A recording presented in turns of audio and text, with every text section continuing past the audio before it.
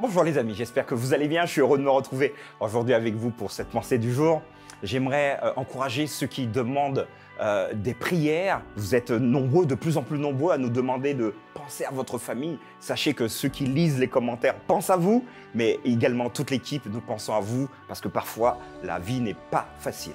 Aujourd'hui, j'aimerais aborder avec vous un thème, la véritable demeure de Dieu. D'après vous, où se trouve réellement Dieu ? Au ciel, sur la terre, dans une église, comme on a vu il y a quelque temps? Nous allons en parler aujourd'hui.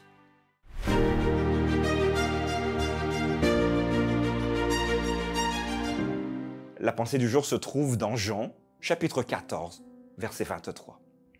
Jésus lui répondit, « Si quelqu'un m'aime, il gardera ma parole, et mon Père l'aimera.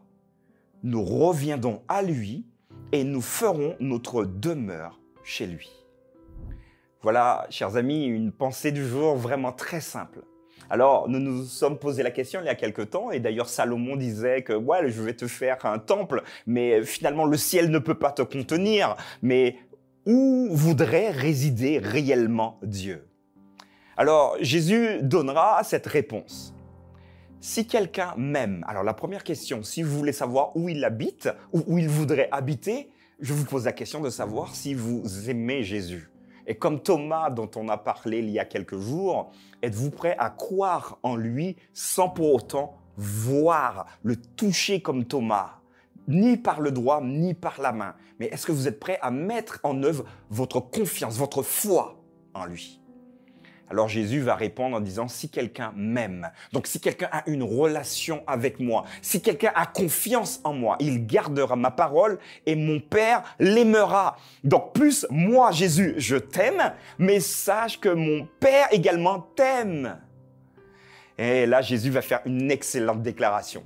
À partir du moment où il y a ce triptyque en place, vous, Jésus et Dieu, il dira, nous viendrons. Voilà, nous viendrons. Et nous ferons notre demeure chez toi, dans ton cœur, dans ta tête. Je crois que c'est une belle déclaration que Jésus te propose aujourd'hui. Et c'est réellement ce qu'il voudrait faire avec chaque être humain de cette planète. Créer et faire sa demeure en nous. Alors, vous comprenez bien qu'il ne le fera pas de force en nous contraignant, mais c'est une invitation. Alors je vous pose la question, est-ce que vous aimez Jésus? Si c'est le cas, sachez qu'il n'habite pas à l'église, sachez qu'il n'habite pas dans le ciel, parce que parfois on a envie de dire, ouais, mais Jésus il est au ciel.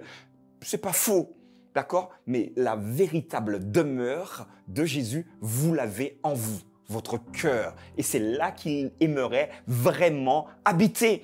Parce que quand Jésus habite quelque part, tout change, notre perception change. Finalement, ce texte nous invite vraiment à avoir cette dimension spirituelle pour accueillir le Christ qui a la capacité de transformer notre caractère. Alors, veux-tu réellement que Jésus habite ton cœur? Si tu le veux, c'est possible maintenant et demande-lui. Je te propose vraiment d'avoir ce temps de prière avec toi parce que là, les amis, nous sommes à un niveau d'excellence avec Dieu. Seigneur, je te prie et je te remercie pour nos amis qui regardent cette pensée du jour. Tu nous proposes de venir habiter dans nos vies, dans nos cœurs. Et nous voulons simplement te dire que nous t'aimons. Nous t'aimons parce que tu es un Dieu exceptionnel. Merci de cette proposition que tu nous fais aujourd'hui. Et nous voulons te dire tous ensemble que nous acceptons ta proposition de venir habiter dans nos cœurs. Amen.